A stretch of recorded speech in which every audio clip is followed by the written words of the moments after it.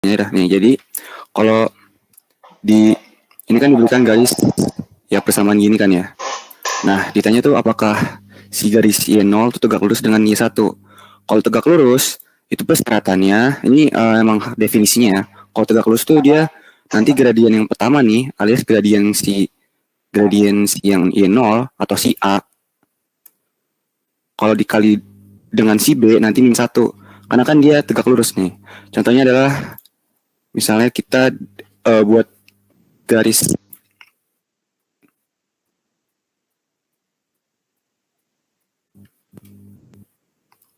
sebentar.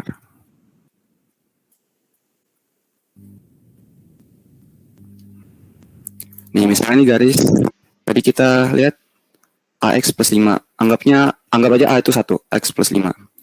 Nah, kalau tegak lurus nih, katanya kan B-nya harus A kalau dikali B min 1.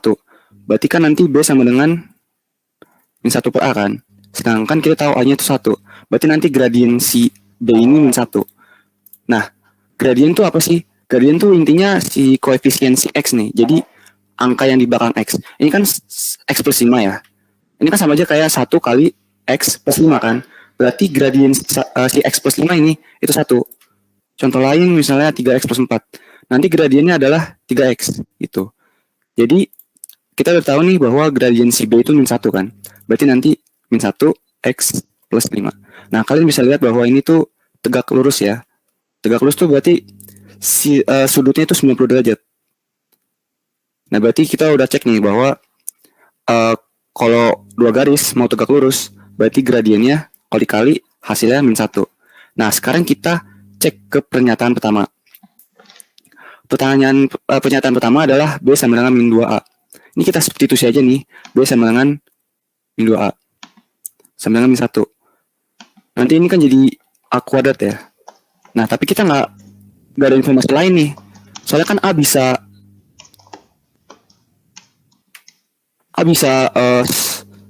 setengah, bisa seperempat. Jadi nggak nentu jawabannya. Kan nanti ini sama aja seperti A sama dengan setengah. Kan A bisa aja 4, A bisa aja 1 per akar 2. Jadi yang ini nggak cukup ya yang pernyataan pertama, karena dia A-nya tuh masih fleksibel gitu. A-nya kita bisa atur sehingga pernyataan pertama tuh bisa benar bisa salah. Nah, kalau yang kedua nih, itu B lebih besar daripada A, lebih besar daripada 0. Ini kan berarti B-nya positif kan, A juga positif kan. Nah, kita lihat di definisi tadi, B dikali A sama dengan min 1. Nah, kita tahu bahwa B itu positif, A itu juga positif. Nah, pertanyaannya adalah bilangan positif apa? Kalau dikali positif, hasil negatif. Ya kan nggak mungkin.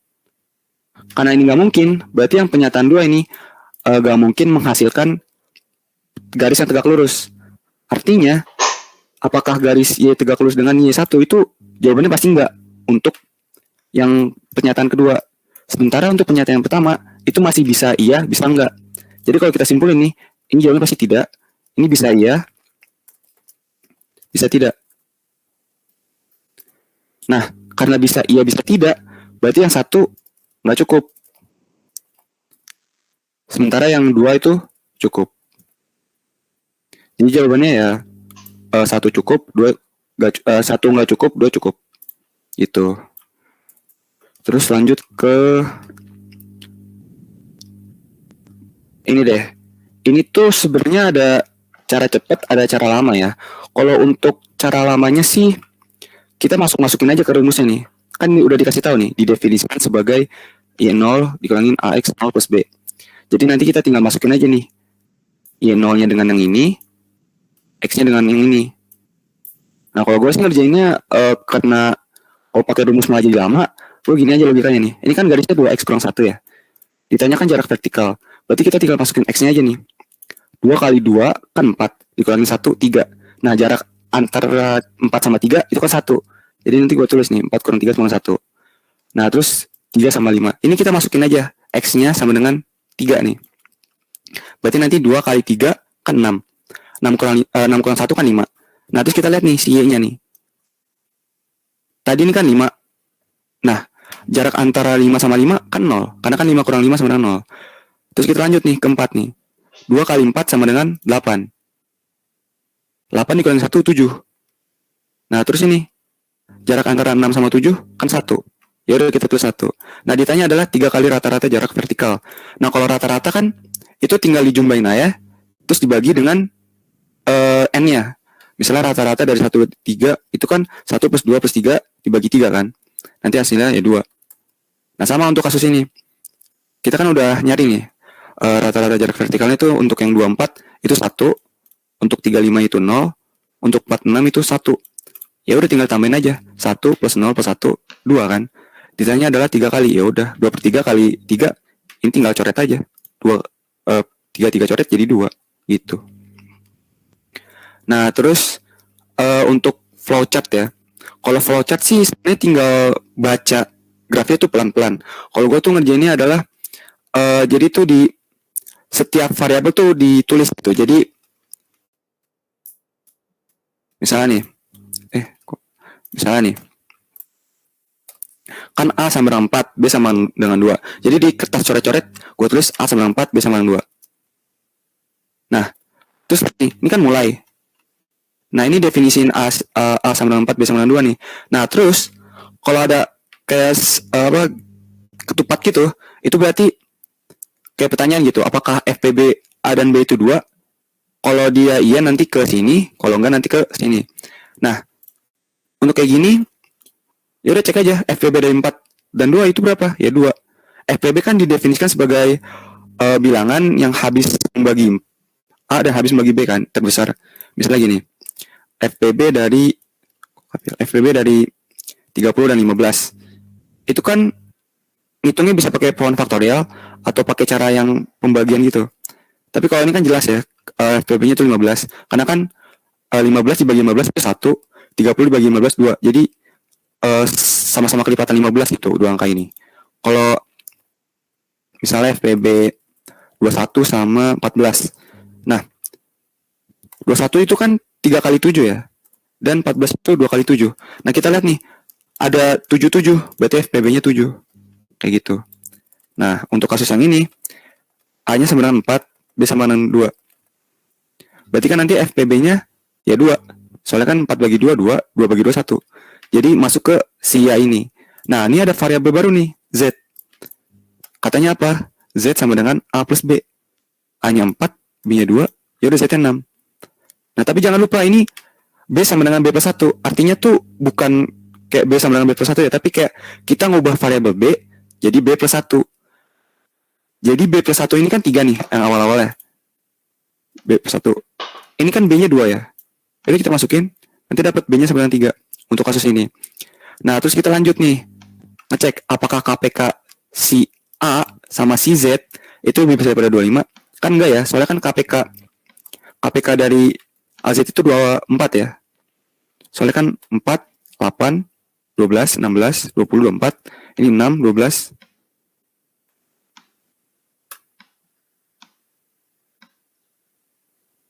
Oke, gue salah. Oh enggak, ini 12 ya. KPK-nya 12 ya. 4, 8, 24. Terus 6, 12, 18, 24. Nah, KPK kan kelipatan terkecil ya. Berarti 12 nih. Apakah 12 lebih besar daripada 25? Kan enggak. Jadi muter lagi ke FPB A sama dengan 2. Nah, karena muter lagi, cek lagi nih. FPB dari A, B itu 2 atau enggak? Ingat ya, B-nya itu kan yang ini. A-nya yang ini. FPB-nya berapa? Ya 1. Soalnya kan A itu 4 sama dengan 2 kali 2. Sementara B itu cuma 3 kali 1. Ini enggak ada yang sama gitu. Jadi FPB-nya 1. FPB-nya 1 berarti dia masuk ke GA kan. GA berarti Z sama dengan A, B kurang 1. Nah, A-nya berapa? A-nya kan tadi 4 ya. Ini 4. Terus B-nya berapa? B-nya 2. B-nya 3. Karena kan udah diganti. Kurang 1. Nah, ini 11. Nah, ditanya nih. Ditanya nih. Karena kan kita udah dapet Z nih. 11. Tek. KPK A sama Z apakah lebih besar daripada 25? Jawabannya iya, karena kan KPK dari 4 sama 11 kan 44 ya. Kalau nggak percaya coba kita cek. 4, 8, 12, 16, 20, 24, 28. Sebenarnya ini caranya agak lama sih, cuman kalau mau benar-benar mastiin bisa pakai cara ini. 4. Nah, ini kan sama nih. Ini KPK yang terkecil. KPK. Berarti kita udah dapat nih Z sama dengan 11. Ditanya, berapa kan nilai Z? Kan udah selesai nih, udah tep. Nah, itu selesai. Ya udah berarti ini variabel terakhir. Ini bisa kita hilangin, ini bisa kita hilangin. Jadi dapat nih. Kan yang di output tuh ABZ kan. Ya udah berarti kita udah dapat nih. AB-nya ABZ-nya berapa? 4, 3 sama 11. Ya udah ditanya berapa kan nilai Z? Ya udah 11. Gitu. Jadi kalau flowchart tuh untuk ngerjainnya emang harus teliti, tapi harus cepat juga. Karena tuh sebisa mungkin soal kayak gini tuh dikerjain di bawah semenit ya. Soalnya kan PK ada 20 soal. Anggaplah ada beberapa soal yang bisa dikerjakan dalam waktu kurang dari 30. Nah, kalau untuk 30 detik. Jadi untuk flowchart ini lebih mengutamakan ketelitian. Jadi sebisa mungkin gak apa-apa lebih dikit dari semenit, tapi jangan terlalu banyak makan waktu. Nah, terus ini masih sama soalnya. Metodenya juga sama. Tinggal masukin aja. Cuma alurnya pasti beda. Tadi kan A sama dengan 3 ya. Kita tulis lagi di coret. A sama dengan 3, B sama dengan 5. Apakah FPB A dan B itu 2? Enggak ya, soalnya kan dua-duanya ini ganjil. Dan FPB ganjil sama genap itu nggak mungkin 2. Jadi kita langsung ke bagian enggak. Nah, Z sama dengan 3 kali 5 kan 15. Dikurangi 1, 14. Jadi Z sama dengan 14. Nah, terus ditanya nih, apakah KPK dari A sama Z itu lebih besar daripada 25? Jelas ya, soalnya kan FPB dari 3 sama 14 tuh 1. Jadi 3 kali 14 udah pasti lebih besar daripada 25. Jadi ya udah langsung ke ya. ABZ. Ditanya apa? Z kurang A. Z yang 14, A-nya 3. 14 kurang 3 ya 11. Udah gitu. Jadi kalau flowchart emang harus teliti sama paham cara bacanya sih. Karena biasanya tuh flowchart tuh ya FPB, KPK atau mungkin pembagian. Itu masih dasar sih. Ini tuh ngelatih logika pemrograman. Jadi kalau yang mau anak teknik atau mau masuk komputasi, flowchartnya harus bagus. Sekarang kita lanjut ke ini. Nah, ini soal kayak gini tuh sebenarnya soal paling males dikerjain karena dasar banget, tapi konsumsi waktunya gede banget. Jadi sebisa mungkin sih ini emang cepet-cepetan ngitung. Nih, ini langsung dijabarin ya. Ini kan ditanya nih. Ini kan didefinisikan nih. A simbol ini, B simbol ini sama dengan AB plus C. A simbol ini, B simbol ini sama dengan AB kurang C. Nah, ditanya hubungan P dan Q yang benar. Kan kita tahu nih, diberikan nih untuk X dan Y di 1, 2. Berarti nanti X-nya bisa 1, Y-nya bisa 2, X-nya bisa 1, Y-nya bisa 1, atau mungkin dua-duanya 2. Nah, kalau dijabarin, ini kita jabarin nilai P yang mungkin ya. A sama dengan 1, B sama dengan 1. Ya udah nanti 1 kali 1 tambah 4. 4-nya kan dari sini ya. 1-nya dari sini, Y-nya dari sini. 1-nya dari sini juga. Nanti 1 kali 1 tambah 4, 5. Oke, ini kita udah dapat untuk nilai yang ini X sebenarnya. Sama aja sih. X1, Y-nya 1. Nah, untuk X-nya 2, Y-nya 1, itu kita tinggal masukin aja. Nanti 2 kali 1 plus 4 sama dengan 6. Nah, kenapa kita nggak kasus yang untuk A sama dengan 1, B sama dengan 2 tuh kita nggak input? Maksudnya kayak kenapa nggak ada kasus 1, 2? Karena AB itu komutatif. Artinya A dikali B sama dengan B kali A. 4 kali 5 sama dengan 5 kali 4 kan. Jadi ya udah kasus yang kayak gini kita hilangin aja, kita nggak usah hitung. Biar lebih cepat perhitungannya. Nah, nanti kita cek lagi untuk 22 nanti kan jadi 4 tambah 4 8. Nah, sekarang kita lanjut ke Q nih. Untuk P dan Q di 2 ya udah sama aja metodenya, tinggal masukin aja. Tapi pakai yang ini. Jadi nanti 2 kali 2 dikurangi 5. 2-nya dari mana? Ya dari sini. Dari sini nih. 3-nya dari mana? Kan P atau Q bisa 3. Jadi kita masukin. Nah, ini untuk kasus yang 3. Jadi nanti 2 kali 2 kurang 5 min 1 kan. Terus 2 kali 3 6. 6 kali 5 1. Terus 3 kali 3 9 kurang 5 4. Nah, kalau kita lihat nih, nilai yang mungkin dari si P itu kan selalu lebih besar ya daripada nilai yang si ada di Q. Karena kan 8 itu lebih besar daripada min 1, lebih besar daripada 1, dan lebih besar daripada 4. 6 juga, 5 juga. Jadi nilai P yang mungkin itu pasti lebih besar daripada Q. Kalau lebih besar daripada Q, ya udah berarti jawaban yang ini. Itu. Oke. Nah, ini kita lanjut ke luas daerah ya. Sebenarnya sih ini tuh kalau secara umum ini termasuk materi pelajaran matematika minat sih.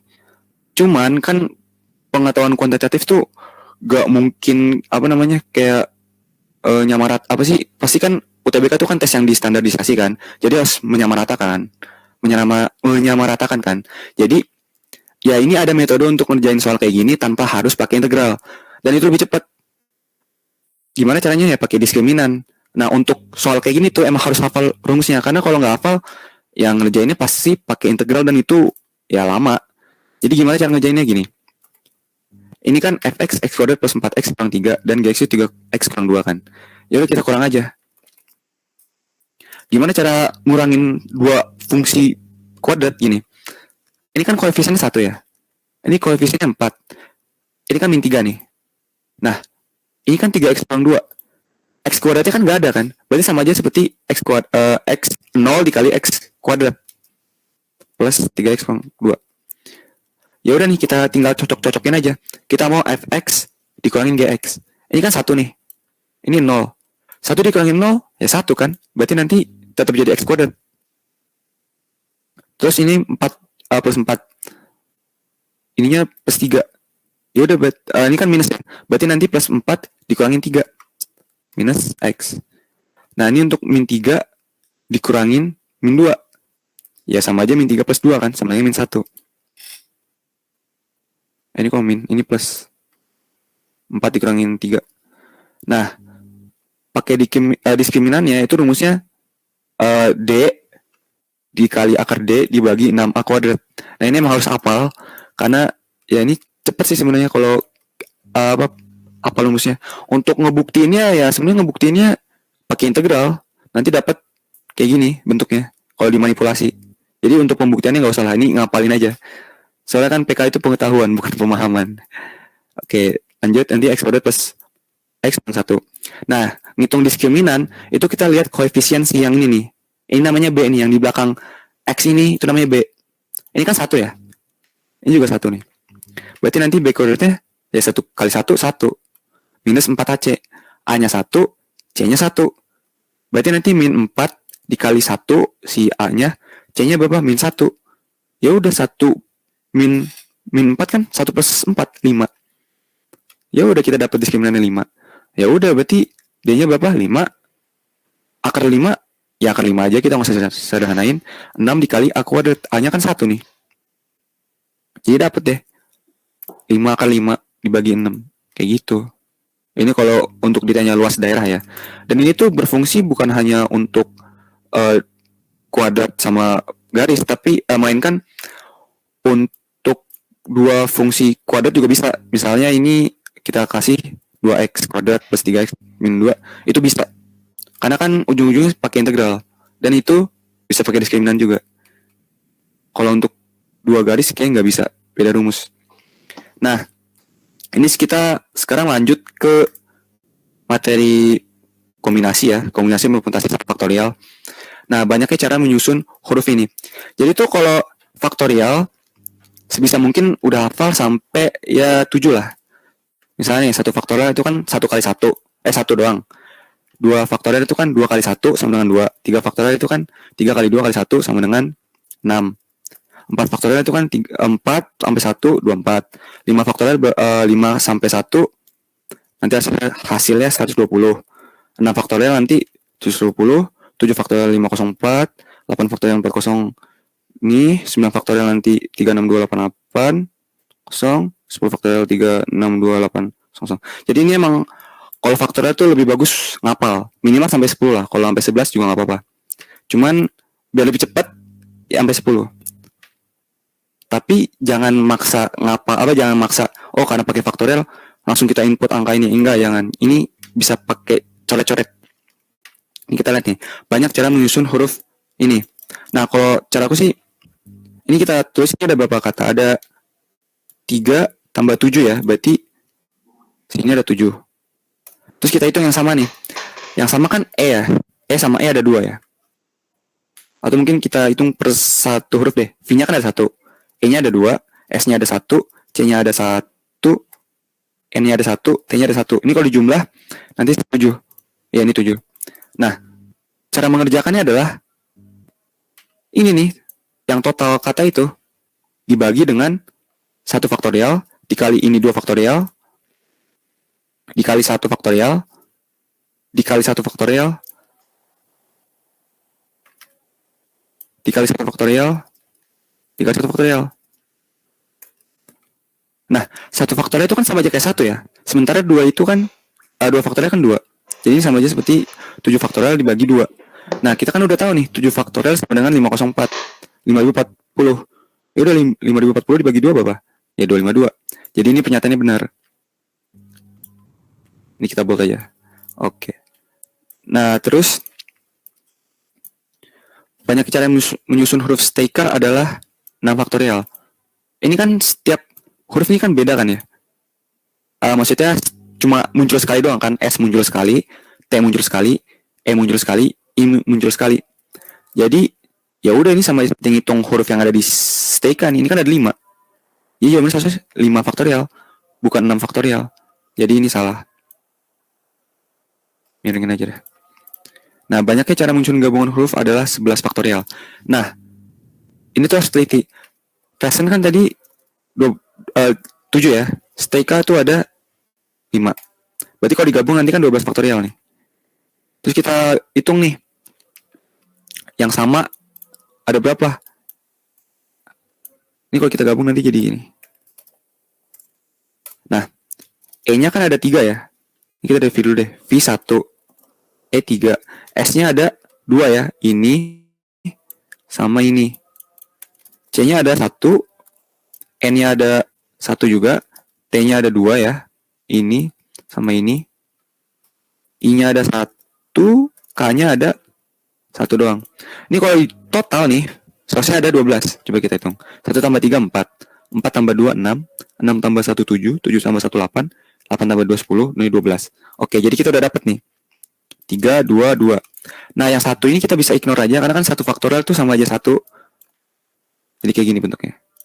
Nah, berarti nanti 12 faktorial. Yang tadi tuh yang ada 12 huruf di kata ini. 3 faktorial. Dikali 2 faktorial. Dikali 2 faktorial. Nah, 12 faktorial itu kan sama aja seperti 12 dikali 11 faktorial ya. Ingat bahwa n faktorial itu sama aja n dikali n kurang 1. Ini tuh emang harus udah paham karena kan faktorial emang didefinisikannya seperti itu. Jadi tadi 12 faktorial sama 12 kali 11 faktorial. Nah, 12. Ini 12 ini 11 faktorial kan kita mau cocokin nih. Kalau cara menyusun gabungan huruf tuh 11 faktorial kan. Berarti ini nanti hasilnya 11 faktorial. Nah, kalau kita hitung 3 faktorial itu kan 6. 2 faktorial itu kan 2. Ini 2 nih juga. Nah, 6 kali 2 kan 12. Dan ini bisa saling coret kan.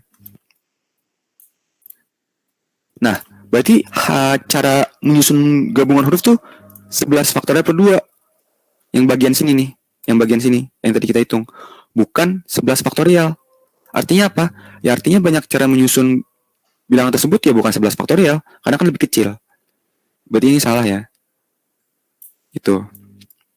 Nah, terus penyusunan huruf-huruf present adalah 21 kali lipatnya STK. Ya ini sebenarnya bisa dihitung aja sih. Present kan tadi kita udah dapat 2025 kan ya.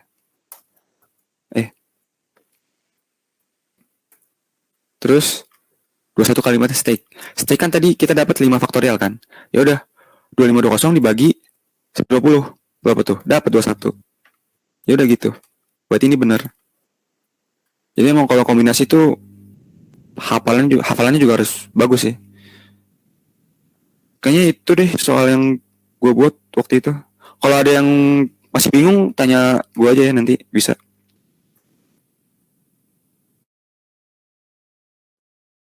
Sorry Kur, gak lihat chat. Cari cepet tadi tuh berlaku ke semuanya atau cuma soal yang tadi aja? Untuk ke semuanya, karena kan ini belum share stopan ya. Mana sih? Nih. Kalau kita mau ngerjain cara si mau pembuat soal kan, kita harus input satu-satu nih. Y0, AX plus B. Itu kan ya lama banget. Apalagi harus nulis rumusnya ulang gitu. Kalau pakai cara yang gak usah coret-coret, itu tinggal masuk-masukin aja nih. Ini kan katanya 2X ruang 1 nih. Ingat ya, ini jarak vertikal loh. Jarak vertikal. Kalau jarak horizontal, itu dia nanti bentuknya biasanya ya, itu 2Y. Jadi dia pakai Y, bukan pakai X. Kalau di soal dia itu vertikal dan dia pakai X, caranya ya kayak tadi. Si X yang ini dimasukin ke sini, nanti dikurangin sama ini. Yang 3 masukin ke X ini, nanti jadi 5, terus dikurangin sama ini. Terus 4 X-nya masukin ke 8, nanti dikurangin sama 6. Itu kalau vertikal ya. Kalau untuk horizontal nih, misalnya horizontal. Misalnya beda soal nih, horizontal, tapi datanya sama, horizontal, titik ini, ke garis. Nah, kalau horizontal itu biasanya dia pakainya pakai Y, bukan pakai X. Kalau horizontal, ya udah berarti yang kita input ke sininya si Y-nya bukan X-nya. 2Y, 2 kali 4, 8, 7. Nah, jarak antara 7 sama 2 kan 5. Terus 5, kita masukin 9, 9 kurang 3 kan 6. Terus ini 6, 2 kali 6, 12 kurang 1, 11, 11 kurang 4, 7.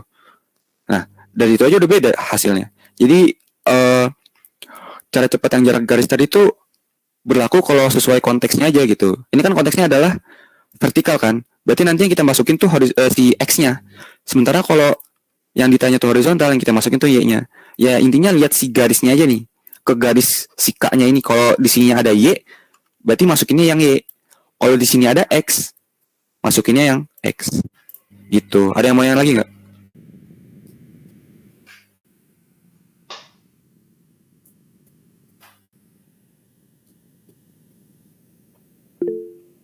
Kalau nggak ada, mungkin bisa dilanjut itu.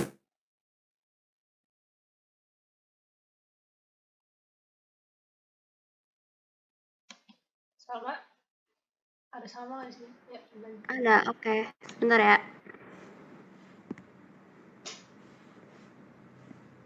Oh shoot.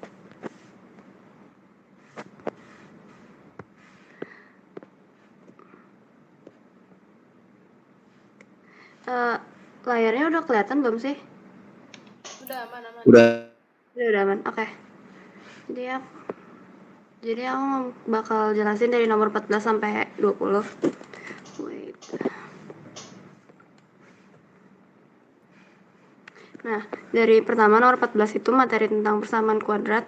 Yang ditanya itu jika X1 dan X2 memenuhi persamaan X dikali X min 3 sama dengan X plus 3 per 2, maka hasil kali kedua akar adalah, nah, dari pertama-tama kita tuh harus nyari dari bentukan si persamaan kuadratnya dulu. Aku izin nulis duluan karena kebetulan pentap aku delay. Nah, pertama kita cari dulu nih persamaan kuadratnya berapa. Nah, di sini itu ini dikali 2. Dikali 2. Makanya jadi begini. Biar gak perkomaan gitu ya. Terus di sini kan udah dapet nih persamaan kuadratnya. 2x kuadrat min 8x min 3 sama dengan 0. Nah, kita ingat-ingat aja ada bentuk dimana kayak akar-akar dikali itu sama dengan C per A.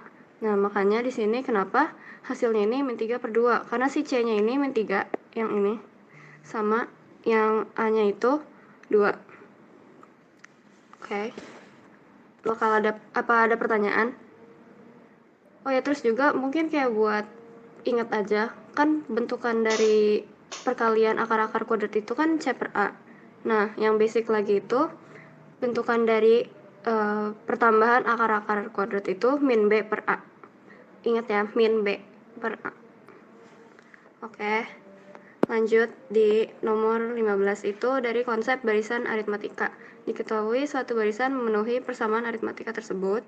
Terus diketahuinya A2 sama dengan 6. Manakah hubungan antara kuantitas P dan Q berikut yang benar berdasarkan informasi yang diberikan? Nah, di sini kita tuh cuma punya informasi A sama dengan 2. kita harus bisa manfaatin dari A2 sama dengan 6 itu jadi permodelan yang diminta. Nah, di situ P itu kan minta jadi A1 min 5 A3.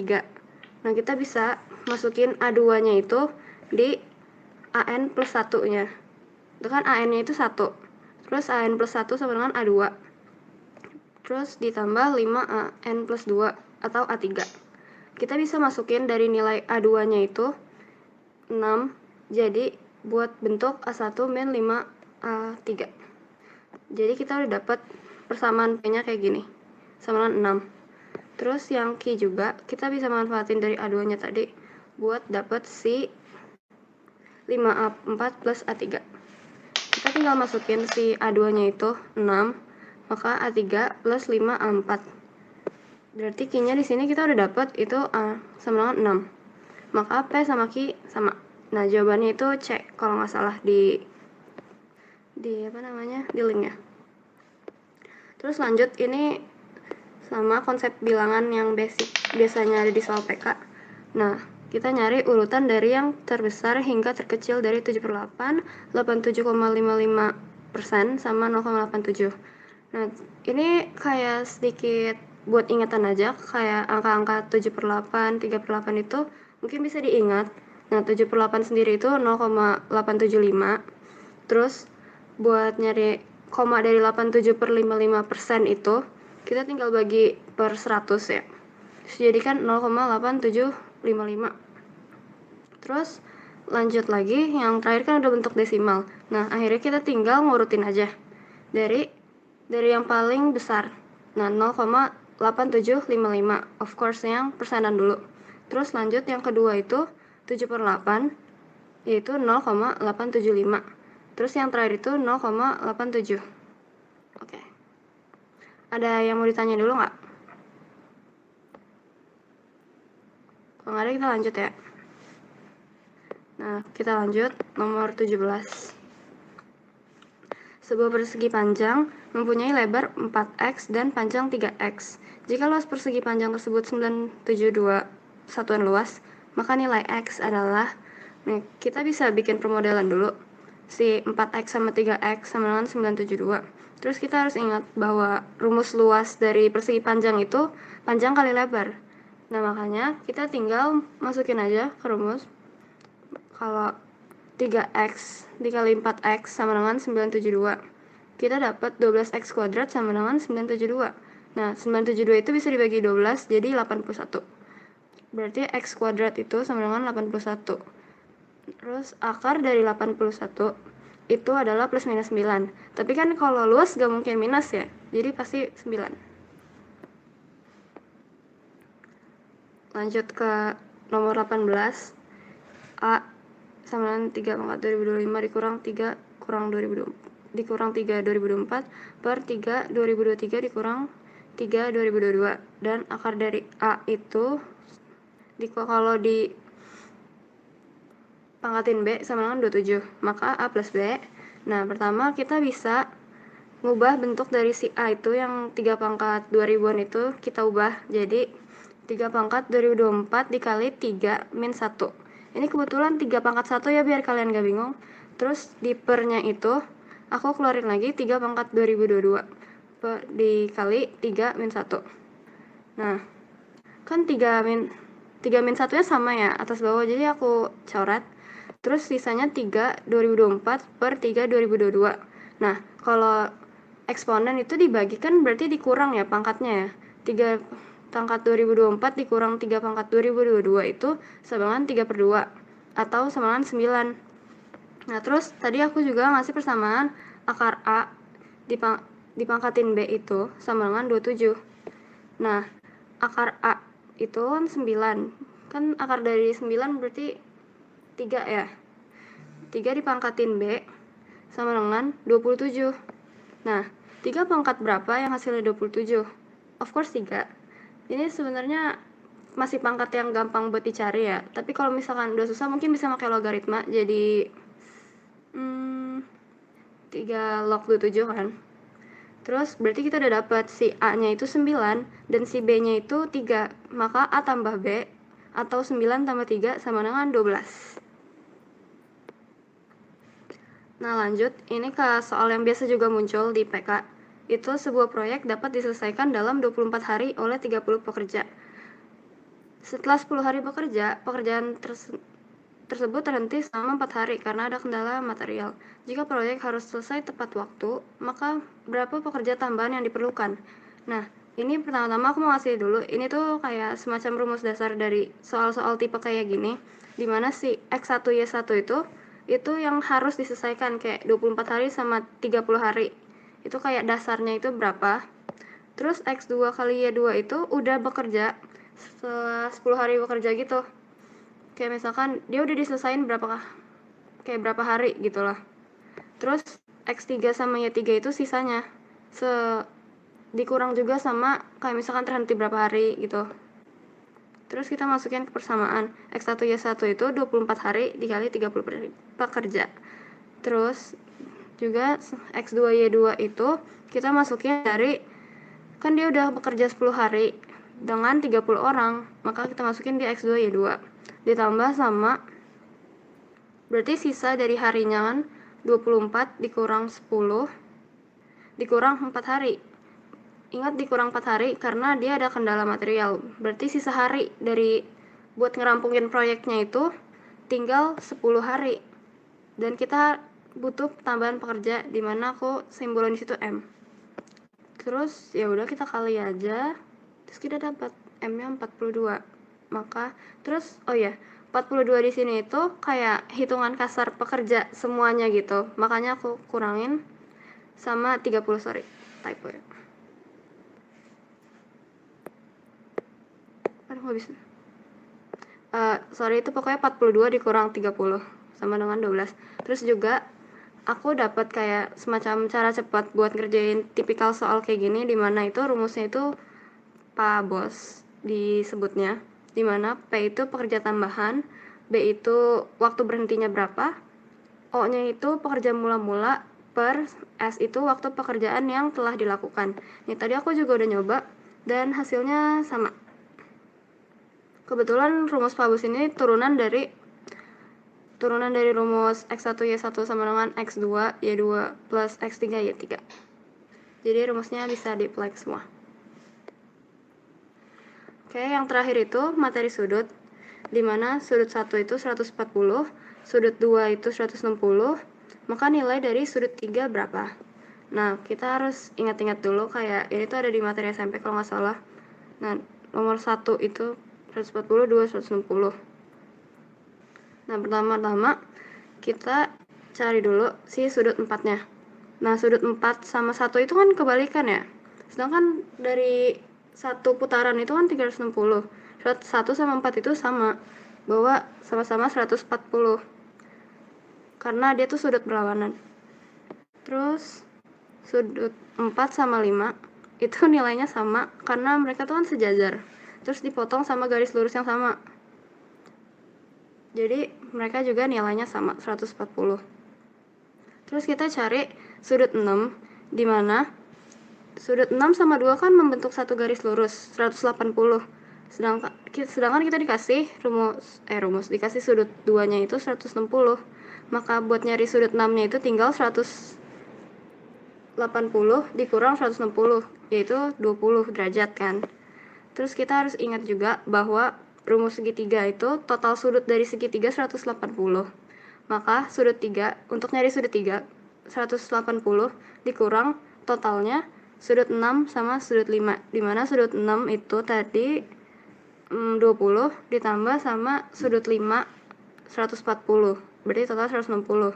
Maka 180 kurang 160 hasilnya 20 derajat. Yang B. Udah segitu aja, apa ada yang mau ditanyain?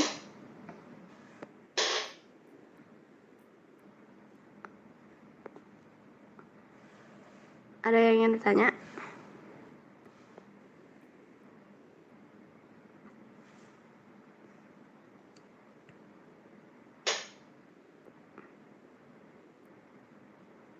Halo guys, apa ada yang masih mau nanya? Perbandingan yang mana, Kur?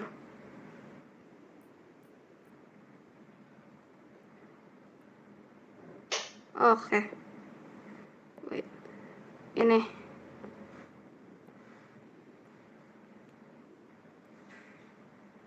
X itu yang kayak misalkan pekerjaannya berapa, Y-nya itu harinya ya.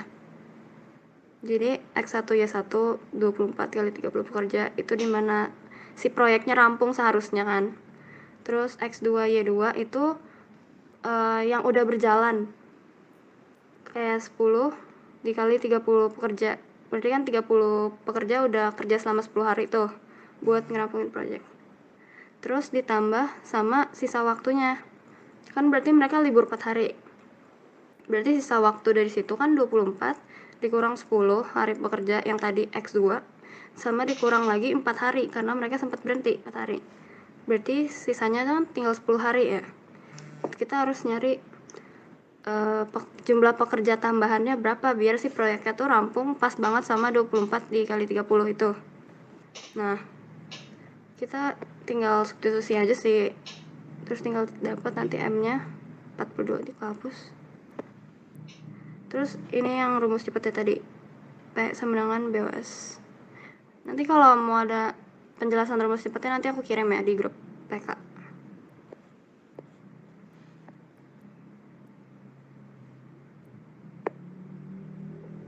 Udah oke kan Syakur? Oke, dari sini ada yang mau nanya lagi nggak?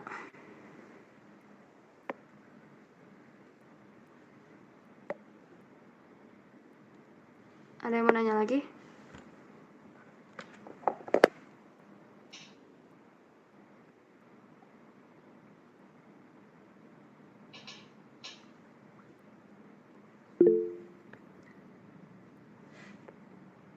Halo? Mungkin nanti kalau misalnya ada yang mau nanya bisa langsung nanya di grup aja ya, atau mungkin private chat mentor-mentornya. Oh iya bisa. Jadi Kalau ya tuh lanjut. kalau nggak ada yang nanya lagi aku stop share screen ya. Dan mungkin untuk sesi live class kita yang PK hari ini cukup sampai di sini aja. Mohon maaf ya, mungkin mulainya telat, selesainya juga telat. Insya Allah nanti rekamannya juga bakal di-share. Mungkin kalau nggak ada kendala teknis. Walaupun ada, nanti bakal di-share secara PDF aja. Makasih ya udah buat yang antusias dan udah ikut untuk pembahasan hari ini. Kurang lebihnya mohon maaf. Kami juga sebagai Persebaya berdiri. Dadah. Semangat menggosokkan UTBK teman-teman. Semangat. Jangan lupa ya besok ada live kelas PU dan PM. Jadwalnya ada di grup. Terima kasih semua. UN ya.